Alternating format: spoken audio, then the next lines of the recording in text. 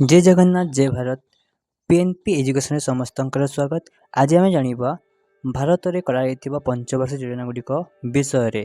तो पंचवर्ष योजना विषय जानवा पूर्व आम जानवा पड़ो जे गोटे संस्था निर्माण कराइला कहापाई पंचवर्ष योजना को कार्यकारी करने से संस्थार अध्यक्ष किए रोते प्रमुख किए थे सेटा प्रधानमंत्री तत्वावधान रोला।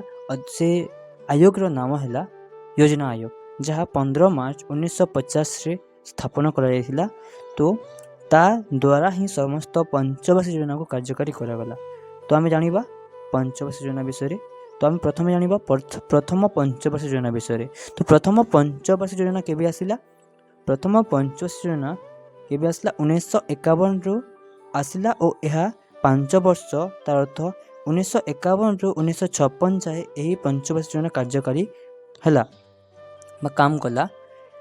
यही पंचवर्ष योजनार अध्यक्ष किए थे से समय प्रधानमंत्री किए थे? से समय प्रधानमंत्री थे जवाहरलाल नेहरू। तो जवाहरलाल नेहरू थे एथिर अध्यक्ष और उपाध्यक्ष किए थे? गुलजारीलाल नंदा थे। यही प्रथम पंचवर्ष योजनार अध्यक्ष थे। और यही पंचवर्ष योजन विशेष प्राथमिकता क्या दिया क्यों काम करने? यही पंचवर्ष योजन विशेष प्राथमिकता दिया क्या? कृषि क्षेत्र में आमूलचूल कौन विकास बा उन्नति आनिबा थिला एही पंचवर्ष योजनार उद्देश्य। कारण कृषिर विकास कले ही लोक मानकर खाद्यान्नर कौन हो पारिबो, सुलभता हो पारिबो। सेतिपाई ही एही पंचवर्ष योजनार कृषि उपरे ध्यान देगला। आ कृषि पाई जो जो आधारशिला दरकार थिला सेति उपरे एथिरे ध्यान देगला। जेमिति कि भूमि सुधार आईन गुड़िक आनागला बा नहीं आसिले एथिरे नुआ नुआ भूमि सुधार आईन आसिला। ता सहित कृषि क्षेत्र में जलसेचन सुविधा करागला। आउ यह को मॉडल काम करथिला? यह हेरोड डोमर मॉडल रे यही योजना काम कला। आउ यही योजना किछि आम जातीय आयर वृद्धि पाई किछि लक्ष्य रखाइथिला। केते रखाइथिला? ताहा आम जीडीपी बा आम जातीय आयर लक्ष्य रखाइथिला 2.1% रखाइथिला। किंतु आमे सेतिरु अधिक प्राप्त करि पाइथिलु। केते पाइथिलु? आमे पाइथिलु 3.6% आमे आम जातीय आय वृद्धि करि पारिथिलु। तो यह थिला हमर कोन प्रथम पंचवर्ष योजना, जहाँ सुफल बा सुलभ भाव रे आमे कोन कलु टाकू करि पारिथिलु, निभाई पारिथिलु बा करि पारिथिलु। तापरे आम आसिला कोन द्वितीय पंचवर्ष योजना आसिला, जहाँ 1956 रु 1961 जाए चलिला। तो 1956 रु 19 केते पर्यंत 61 पर्यंत कौन चलिला? द्वितीय पंचवर्ष योजना चलिला। आ यही पंचवर्ष योजनार अध्यक्ष किए थे? से दुई जन किए, गोटे थे जवाहरलाल नेहरू थे, आउ किए थे उपाध्यक्ष थे किए? गुलजारी नंदा ही कौन थे ए उपाध्यक्ष थे। तो अध्यक्ष थे जवाहरलाल नेहरू, उपाध्यक्ष थे गुलजारी नंदा। कौथिर? द्वितीय पंचवर्ष योजना। आउ यही पंचवर्ष योजन मुख्य उद्देश्य रखागला क्या? वृद्धि करने, शिल्प क्षेत्र में विकास बा वृद्धि करने इतरे विशेष प्राथमिकता दिगला। तो शिल्पर विकास ले कौन हम इतरे बहुत अनेक गुड़ाए शिल्प संस्था मान निर्माण करागला। तुम शुणी 3टी शिल्प संस्था विषय, स्टील बा लोहा इस्पात कारखाना विषय ना, भिलाई गोटे अच्छी ना, आउ दुर्गापुर अच्छी, राउरकेला अच्छी। ताहा से समय बा यही द्वितीय पंचवार्षिक योजना ही निर्माण कराइथिला। आउ यही योजनार मॉडल थिला महालनोबिस मॉडल। कहीं ना यही योजना क्यों मॉडल काम करथिला? महालनोबिस को मॉडल रे यही योजना काम करुथिला। आउ यही योजना रे रखाइला ना जीडीपी लक्ष्य रखाइला। जेमिति प्रथम रखाइला सेमिति द्वितीय रे मध्य किछि जातीय आय वृद्धि करिवार लक्ष्य रखा जाइथिला। तो कौन रखाइला? एथिरे रखाइला लक्ष्य 4.5% वृद्धि रखाइला। किंतु आमे सेतिकी लक्ष्य हासिल करि पारि नथिलु। केते करथिलु? आमे 4.3% ही आमे आम जीडीपी लक्ष्य को पूरा करि पारिथिलु। आउ एही द्वितीय पंचवर्ष योजना रे ही तमे सुनिथिबो डीआरडीओ स्थापना होइथिला। संस्थापक स्थापना कराइथिला का को डीआरडीओ रो। आ तमे जानिथिबो डीआरडीओ कोन? डीआरडीओ होइछ आम भारत रो कोन जान कि रक्षा संबंधी सब अस्त्र निर्माण किए करे? डीआरडीओ करे। आ डीआरडीओ रो स्थापना यही पंचवर्ष योजना ही थिला। और यही योजना कि खनन बिजली परमाणु ऊर्जा एप्रति और कोयला लोह इस्पात ए जोर दि जाता यही क्षेत्र गुड़िक। तो यह थिला आमर द्वितीय पंचवार्षिक योजना। तापर द्वितीय पंचवार्षिक योजना पर आम कौन कौटिक आसलु तृतीय पंचवार्षिक योजना को आसलु। और तृतीय पंचवार्षिक योजना केबे आरंभ है सेटा आरंभ है 1961 रु 1966 जाए कौन चलना आम तृतीय पंचवार्षिक योजना चलला। आई तृतीय पंचवार्षिक योजना अध्यक्ष किए थे यह योजनार अध्यक्ष थे पंडित जवाहरलाल नेहरू और उपाध्यक्ष थे डी.आर. गडगिल। डी.आर. गडगिल को पूरा नाम जब जाना पूरा नाम था धनंजय रामचंद्र गडगिल। से थे एतिर उपाध्यक्ष। आम यही योजना को गडगिल योजना नाम जानू कहीं प्रारूप बा क्या मडरे काम करता यहाँ गडगिल मडरे काम करूँ आम गडगिल योजना कहूँ। ए मुख्य उद्देश्य कौन था अर्थव्यवस्था और खाद्य आत्मनिर्भर होगा यही पंचवार्षिक योजना था उद्देश्य। कहीं आम केमी आम खाद्य आत्मनिर्भर हो पारू केमी आम अर्थनीति आत्मनिर्भर हो पारू से जोर दिगला। और यह आम को मॉडल करूँ कहलु एटा को आम एटा कहलु जॉन सेंडी सुखमय चक्रवर्ती मॉडल को आम कहलु। को मॉडल को तार मॉडल नाम कौन था जॉन सेंडी सुखमय चक्रवर्ती मॉडल थिला यही तृतीय पंचवार्षिक योजनार मॉडल। आउ यही पंचवार्षिक योजन मध्य आम किसी लक्ष्य रखी आम जातीय आय वृद्धि करने लक्ष्य कौन थी जे आम जातीय आय को 5.7% वृद्धि कर आशा थिला। किंतु यही योजन तुम देखा शुणिथो जे युद्ध होता क्या मध्य भारत पाकिस्तान युद्ध होता और भारत चीन युद्ध होता से ही युद्ध जो आम आम जातीय आय वृद्धि लक्ष्य को हासिल कर पारि नथिलु। केवल 2.8% ही आम आम जातीय आय वृद्धि कर पारिथिलु। कहीं 1962 कौन क्या सहित युद्ध है भारतर चाइना सहित युद्ध है से जो और 1965 पाकिस्तान सहित युद्ध है से ही दुई कारण जो आम आमर जातीय आय वृद्धि कर पारि नथिलु बा एटा टिके फ्लॉप भलिया काम कला। तापर आसला चतुर्थ पंचवार्षिक योजना। चतुर्थ पंचवार्षिक योजना 2 वर्ष विलंब आसला अवकाश आसला कहीं युद्ध जो आम टी दरी जाइलु पंचवार्षिक योजना करने। तो तापर इंदिरा गांधी आसिले आउ से 1969 रु 1974 जाए कौन कले आरंभ कले पंचवार्षिक योजना आउ थे आरंभ कले। तो चतुर्थ पंचवार्षिक योजना केबे आसिला 1969 रु 1974 जाए चलला सेटा। तृतीय अध्यक्ष किए रहिले अध्यक्ष रहिले इंदिरा गांधी और उपाध्यक्ष किए रहिले उपाध्यक्ष रहिले डी.आर. गडगिल रहिले उपाध्यक्ष। तो यही योजना आसिला विलंब रे तार कारण थिला कौन युद्ध द्वितीय युद्धर कारण बशतः यही योजनार विलंब होता कहीं 2 वर्ष योजना अवकाश रही। तो तापर इंदिरा गांधी आसिले कौन कले से पुणी थे चतुर्थ पंचवार्षिक योजना को आरंभ कले बा से आरंभ कले कौन तृतीय पर चतुर्थ पंचवार्षिक योजना आरंभ कर लोक किए इंदिरा गांधी। कारण से समय किए थे प्रधानमंत्री इंदिरा गांधी समय प्रधानमंत्री थे। तो से कौन कले से पुणी थे एटा को आरंभ कले। तो ये अध्यक्ष रहिले कि इंदिरा गांधी ये अध्यक्ष रहिले उपाध्यक्ष किए रहिले डी.आर. गडगिल ये उपाध्यक्ष रहिले।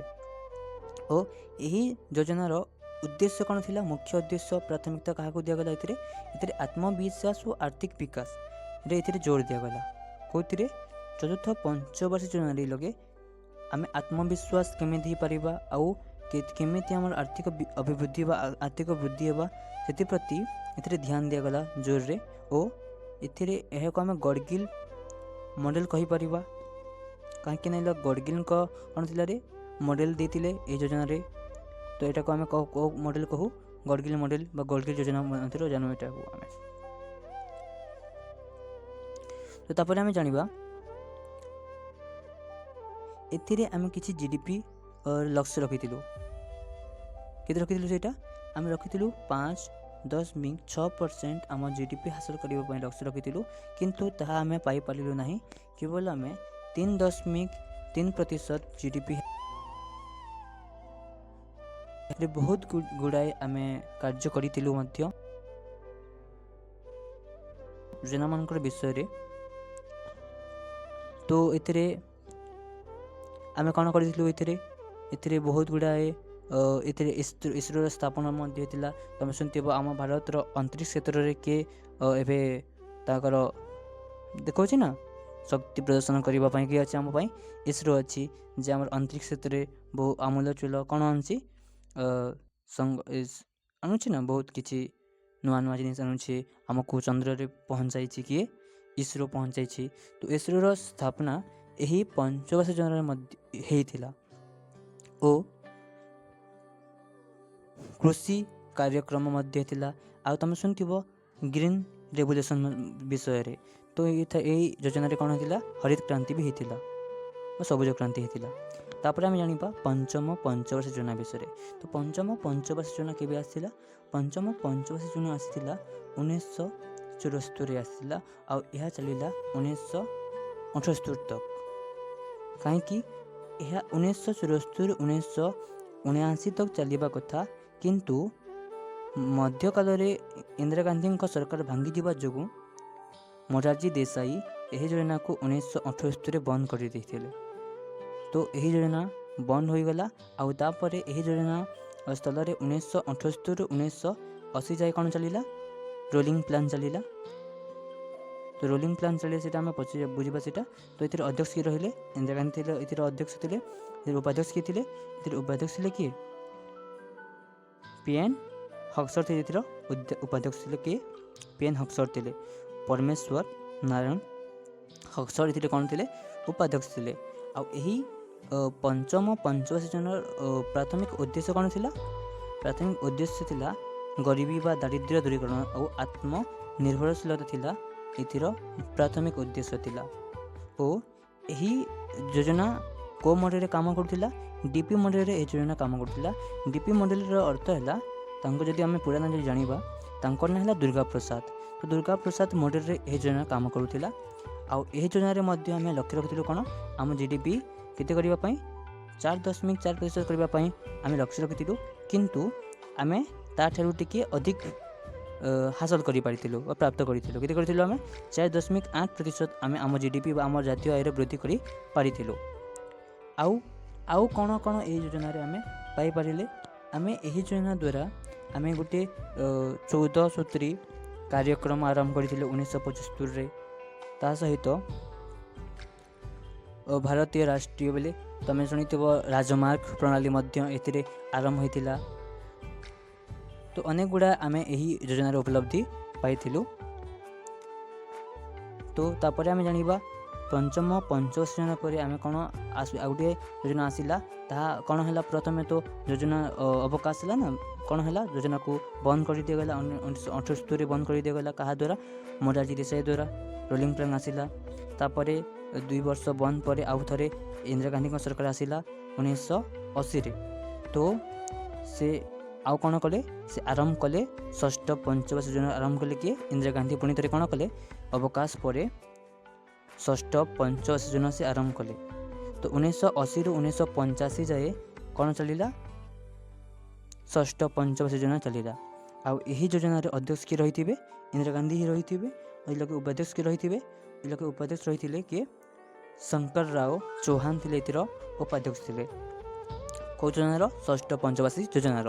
ଆଉ ଏହି ଷଷ୍ଠ ପଞ୍ଚବାର୍ଷିକ ଯୋଜନାରେ ଲକ୍ଷ୍ୟ କ'ଣ ରଖିଥିଲା? ପ୍ରାଥମିକ ଲକ୍ଷ୍ୟ କ'ଣ ରଖାଯାଇଥିଲା? ଏଥିରେ ପ୍ରାଥମିକ ଲକ୍ଷ୍ୟ ରଖାଯାଇଥିଲା କ'ଣ କରିବା ପାଇଁ? ଏଥିରେ ଆମେ ଆମର ଅନ୍ତର୍ନିର୍ମାଣ ବା ଆମ ବିନିର୍ମାଣ କ୍ଷେତ୍ରରେ ବୃଦ୍ଧି ଓ ପ୍ରଯୁକ୍ତି ବିଦ୍ୟାରେ ବିକାଶ କରିବା ଆମ ଏଥିରେ ଥିଲା ଲକ୍ଷ୍ୟ ଥିଲା। ଯେ କେମିତି ଆମେ ଆମର ବିନିର୍ମାଣ କ୍ଷେତ୍ରରେ କ'ଣ ଆଣିପାରିବା? କ୍ରାନ୍ତି ଆଣିପାରିବା।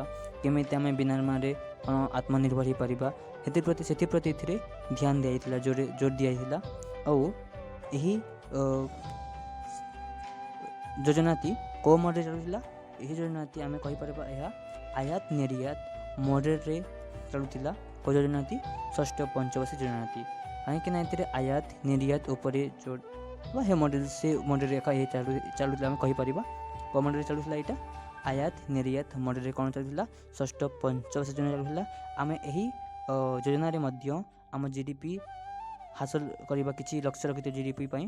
ତାହା ଥିଲା ଆମର 5.5 5.2% आम रखी उद्देश्य किंतु आम तारू अधिक पाई केते पाइथिलु आम 5.7% आम आम जीडीपी रे वृद्धि आम पाई परिथिलु। ओ आउ कौन कौन आम ए उपलब्धि हासिल करूँ ए तुम शुणुव गोटे कृषि क्षेत्र में विकास पाई गोटे संस्था अच्छी जार ना है नाबार्ड। तो से नाबार्ड स्थापना यही पंचवार्षिक योजना जहाँ 12 जुलाई 1982 स्थापना कराइथिला। आउ तुम जानी जे नाबार्ड कौन करे, नाबार्ड कृषक मान सहायता करे, से अनुसंधान करे, कृषि क्षेत्र अनेक गुड़ाई जिनिस विषय से अनुसंधान करे कौन नाबार्ड। तो नाबार्ड स्थापना केबे थिला यही योजना रे मध्य यही थिला। आउ यही योजना रे कौन कराइथिला परिवार नियोजन कार्यक्रम मध्य योजना रे आरंभ कराइथिला। तापर आसिला कौन सप्तम पंचवार्षिक योजना। तो षष्ठ पर कौन आसिला सप्तम पंचवार्षिक योजना आसिला। आ ताहा चलिला केते मसिया केते मसिया 1985 से चलिला 1900 को पर्यंत 90 पर्यंत। तो 1985 ରୁ 1990 जाए चलिला सप्तम पंचवार्षिक योजना। आउ यही योजना समय रे किए थिले, योजना समय अध्यक्ष थिले राजीव गांधी अध्यक्ष, आउ उपाध्यक्ष किए थिले मनमोहन सिंह थिले। तो यही योजना रे अध्यक्ष थिले राजीव गांधी और उपाध्यक्ष थिले मनमोहन सिंह। आउ यही योजनार मुख्य बा प्राथमिक उद्देश्य कौन थिला, विशेषता कौन थिला जे यही योजना रे क्यों काम पर जोर दिगला। यही योजना रे विकासकरण बा ग्रामीण विकास और कर्म नियुक्ति लोक मान को केमिति कर्म रे नियुक्ति दिज्व से प्रति एते जोर दि जाइला को योजना रे सप्तम पंचवार्षिक योजना रे। आउ यही योजना मध्य आमे कहि परबा एहा मध्य आयात निर्यात रो मॉडल रे काम करूथिला को योजनाटा सप्तम पंचवार्षिक योजनाटा। आउ यही योजना रे मध्य आमे किछि आम जीडीपी प्राप्त पई लक्ष्य रखिथिलु। जीडीपी प्राप्त लक्ष्य थिला हमर 5% आमे लक्ष्य रखिथिलु प्राप्त करियो पई। किंतु आम पई गोटे खुशी खबर थिला कोन जे आमे एथिरु 5% रु आमे अधिक पाइथिलु। केते पाइथिलु आमे 6% आमे आम जीडीपी वृद्धि करि पाइथिलु को योजनाति सप्तम पंचवार्षिक योजना रे आमे आम लक्ष्य रु आमे अधिक कोन पाइथिलु आम जीडीपी बा आम जातीय आय वृद्धि करि पारिथिलु को योजनाति सप्तम पंचवार्षिक योजना रे। ओ कौन होता एतिरे तुमर निजी क्षेत्र जान निजी क्षेत्र बेले है निजी क्षेत्र मानक बेले प्राइवेट क्षेत्र मानक वृद्धि दिगला उपलब्धि बा बढ़ावा दिगला।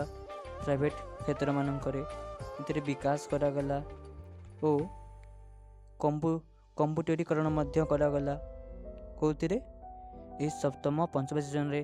तापरे आसिला सप्तम पंचवार्षिक योजना परे आसिला अष्टम पंचवार्षिक योजना। तो अष्टम पंचवार्षिक योजना रे कौन कौन है सब अष्टम पंचवार्षिक योजना आसिला 2 वर्ष विलंब पर आसिला कहीं भारत रे आर्थिक स्थिति भल नथिला। तो 1991 और 92 किसी नसला 1992 ही आरंभ है कौन अष्टम पंचवार्षिक योजना आरंभ है 1992 ରୁ 1997 कहीं 1990 ରୁ 92 पर्यंत भारत रो आर्थिक स्थिति भल नथिला। तो से समय किए थे प्रधानमंत्री थे पीवी नरसिम्हा राव।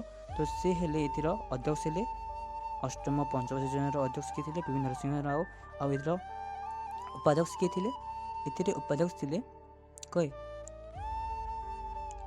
किए थे जानिछ एथिरे उपाध्यक्ष थे प्रणब मुखर्जी थे उपाध्यक्ष कौथिर अष्टम पंचवार्षिक योजना उपाध्यक्ष रही प्रणब मुखर्जी। आउ यही योजना रे मुख्य व प्राथमिक विशेषता क्या उपर दि जाइला मानव संबल विकास कहीं मानव संबल जब विकसित थो जब शिक्षित थो जब सुस्थ सबल थो ताहले देशर आर्थिक विकास निश्चय हो पार। कहीं जदि मनुष्य तार कार्यकौशल द्वारा किसी जदि कर कौन हम रे निश्चय से राष्ट्र उपकार हम ही से मानव संबल विकास सुरक्षा और शिक्षा उपरे जोर दि जाइथिला। और तुम शुणिथिबो जे इतिरे आम वाणिज्य कारोबार मध्य ध्यान देथिला। यही योजना रे ही कौन होइतिला WTO वर्ल्ड ट्रेड ऑर्गेनाइजेशन रो सदस्य बा भारत होइतिला 1995 रे किए थिला इतिरे सदस्य भारत होइतिला 1995 रे कोतिर WTO वर्ल्ड ट्रेड ऑर्गेनाइजेशन रो बहुत गुड़ाए मिशन आयोग मंदिर स्थापन करागला कौथिरे अष्टम पंचवार्षिक योजना आर्थिक सुधार अनेक गुड़ा आसला सेबीर स्थापना सेबी शुणिथिब तुम आउ को आम जॉन डब्ल्यू मुलर मॉडल रे कार्य कला बोली कहू। तो यहाँ को मॉडल थिला एटा जॉन डब्ल्यू मुलर मॉडल थिला एथिरे मध्य हम जीडीपी हासिल लक्ष्य थिला 5.6 किंतु आम तार अधिक पाई परिथिलु 6.8% आम कौन कलु आम जीडीपी वृद्धि करि परिथिलु कोथिरे अष्टम रे। तापर आसिला आम नवम पंचवार्षिक योजना। तो नवम पंचवार्षिक योजना केबे आरंभ होला सेटा 1997 रु 2002 जाए चलिला कोटा नवम पंचवार्षिक योजनाटा 1997 रु 2002 जाए चलिला। आउ यही योजना रे किए थिले से समय थिले प्रधानमंत्री किए थिले इंद्र कुमार थिले। इंद्र कुमार गुजराल थिले कौन से समय रे थिले प्रधानमंत्री थिले से इतिर रहले कौन अध्यक्ष से थिले इतिर नवम आउ उपाध्यक्ष के थिले मधु दंडवत थिले कौन थिले से मधु दंडवत से थिले इतिर उपाध्यक्ष थिले। आउ यही योजना कहा उपरे काम करुथिला इथिरे सामाजिक न्याय और समानता उपरे ए योजनाटी काम करुथिला। तो इथिरे प्राथमिक विशेषतः कहा उपरे दिया गला सामाजिक न्याय और समानता समस्त को समान न्याय सामाजिक सोशल जस्टिस देवा पई इथिरे लक्ष्य रखा गला कोथिरे नवमती और ग्रामीण विकास मध्य इथिरे करा गला। यह को मॉडल काम करथिला एटा उदारीकरण नीति मॉडल रे यह काम करुथिला। और एथिरे मध्य हम किछि हम जीडीपी लक्ष्य रखिथिलु हम केते 6.5% रखिथिलु किंतु हमको सेतिके हासिल हला नहीं प्राप्त करि पाले न हम सेतिकी 6.5 हम करि पाले न केते करिथिलु हम 5.4% हम एथिरे हम जीडीपी लक्ष्य को पूरा करिथिलु। आउ एहा परे एथिरे ही नवरत्न महारत्न मिनरत्न कंपनी गुडी को मान्यता दिया जाइथिला ए योजना रे लोक कंपनी मान को कोन करबा उत्साह करबा पई। तापर हम जानिबा दशम पंचवार्षिक योजना विषय यह केबे आसिला यह 2002 रु 2007 जाए चलिला कोन दशम पंचवार्षिक योजना केबे आसिला 2002 रे आसिला केबे जाए चलिला एटा 2007 जाए चलिला। एथिरे अध्यक्ष के थिले एथिरे अध्यक्ष थिले अटल बिहारी वाजपेयी आरंभ करथिले सत किंतु से ए योजनार अवशेष शेष पर्यंत नथिले कि आसिले तापर मनमोहन सिंह आसिले कहीं 2004 कौन है अटल बिहारी कार्यकाल सरीगला तो सी तापर कि आसिले मनमोहन सिंह आसिले। तो एथिरे उपाध्यक्ष किए थे कृष्ण चंद्र पंत थे एथिरे उपाध्यक्ष दशम पंचवार्षिक योजनार उपाध्यक्ष किए थे कृष्ण चंद्र पंत थे। आउ यह क्या उपरे काम करथिला कहा को प्रमुख विशेष दिया योजना दिया निवेश को। तो निवेश उपरे यही योजना रे जोर दिया जाइथिला जे निवेश केको क्षेत्र रे कृषि क्षेत्र रे निवेश करिबा जहा द्वारा कोन हबो जहा द्वारा आम आर्थिक न्याय व सामाजिक न्याय भी वृद्धि हो पारिबो और कृषि क्षेत्र रे वृद्धि हो पारिबो शिल्प क्षेत्र रे वृद्धि हो पारिबो सेति पई निवेश रे एथिरे जोर दिया जाइथिला को योजना रे दशम पंचवार्षिक योजना रे। आरो यही योजना रे मध्य आम कौन रखी किसी आम जीडीपी उद्देश्य रखी 8% किंतु आम के पाइले 7.6% आम खाली पाइपारे कौन आम जीडीपी लक्ष्य जी से आम कम पाइले किंतु यह भी गोटे लाभदायक तो हो पारा कौन दशम पंचवार्षिक योजनाटा कहीं आम ए बहुत उद्देश्य थिला जनसंख्या 10 वर्ष 16% आम ह्रास कर पारे लैंगिक लिंग समानता भी ये कर आम। तो जाना आम एकादश कौन पंचवार्षिक योजना। तो एकादश पंचवार्षिक योजना के आसला 2007 रु 2012 जाए चलिला। किए थे अध्यक्ष थे मनमोहन सिंह थे अध्यक्ष कहीं से समय किए प्रधानमंत्री भारत प्रधानमंत्री मनमोहन सिंह आउ उपाध्यक्ष थे मॉन्टेक सिंह थे उपाध्यक्ष थे कौर एकादश पंचवार्षिक योजनार। यही योजना किसी आम लक्ष्य रखी थे प्राथमिक उद्देश्य थी आमर कौन थी समावेशी विकास थी उद्देश्य प्राथमिक उद्देश्य थी कौन समावेशी विकास करवा लोक मानकर समस्त को सांगे नहीं विकास करवा उद्देश्य था जे समस्त समान विकास हम आम जीडीपी किसी रखी उद्देश्य कौन रखी आम ए चाहूले जे आम 6.8 के जो जीडीपीटा 8.1 आम रखी लक्ष्य किंतु आम के पारे आम पाइपारे 7.9% आम जीडीपी हासिल करें एपर आसला द्वादश तुमर कौन पंचवर्ष योजना जहाँ थिला भारतर शेष पंचवर्ष योजना जहाँ 2012-2017 जाए चलला आला भारतर शेष पंचवर्ष योजना ए अध्यक्ष थे मनमोहन सिंह थे और उपाध्यक्ष थे मनटेक सिंह थे कहीं 2014 इलेक्शन रे कौन है मनमोहन सिंह को पराजय होता आ मोदी सरकार आसाला तो मोदी सरकार पर यह बंद हो गला कहीं जो नीति आयोग स्थापन करागला कहा बदल योजना आयोग बदल 1 जनवरी 2015 कौन है 1 जनवरी 2015 नीति आयोग स्थापन करागला आउ यही योजनार उद्देश्य कौन लक्ष्य प्रमुख उद्देश्य कौन थी पोषणीय विकास बा सस्टेनेबल डेवलपमेंट थिला यही योजनार मुख्य उद्देश्य थिला आउ यही योजन आम अनेक गुड़ाए लक्ष्य रखी योजना के पर्यटन चलला 2017 जाए चलिए 2017 जाए चलला तापर एवं पर्यंत कौन सी आसनी कौन आसनी एमती किसी आसनी